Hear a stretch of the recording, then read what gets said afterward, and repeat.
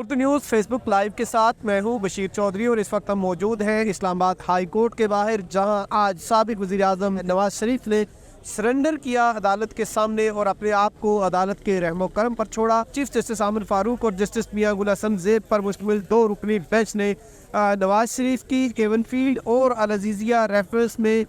जो उनकी अपीलें थी उनकी बहाली के लिए आज जो दरखास्तें थी उनकी समाअत की। अदालत ने ये कहा कि ये कोई सीधा साधा मामला नहीं है, बल्कि नवाज शरीफ को अदालत के सामने ये साबित करना पड़ेगा कि वो इतना अरसा अदालत के सामने से गैर हाजिर क्यों रहे। समाअत के दौरान नैब के किरदार पर भी जो है वो जस्टिस मियां गुल हसन ज़ेब ने खासे सवाल उठाए और उन्होंने कहा कि मैं 5 साल बाद इस केस को देख रहा हूँ और आज मुझे बदला हुआ नैब जो है वो नज़र आ रहा है। जब अदालत ने बार बार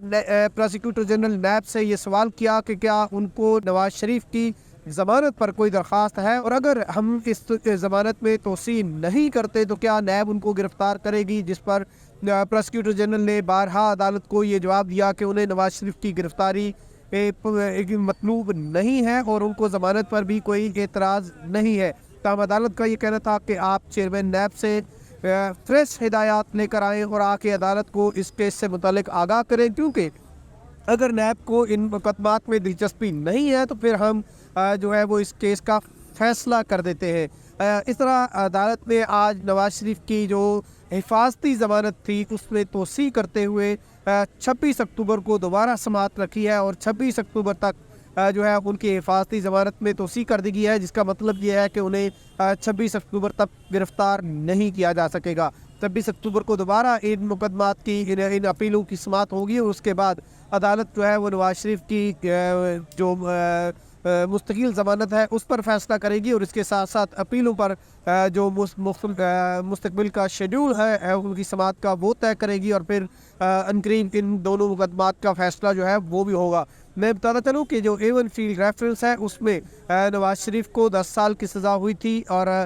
उनके साथ जो मरियम नवाज़ हैं उनको भी 7 साल की सज़ा हुई थी और इसी तरह कैप्टन सफ्दर को भी 1 साल की सज़ा हुई थी। इनकी अपीलों में मरियम नवाज़ और कैप्टन सफ्दर को इस्लामाबाद हाई कोर्ट ने बरी कर दिया था, लेकिन नवाज शरीफ जो कि मुल्क में मौजूद नहीं थे उनके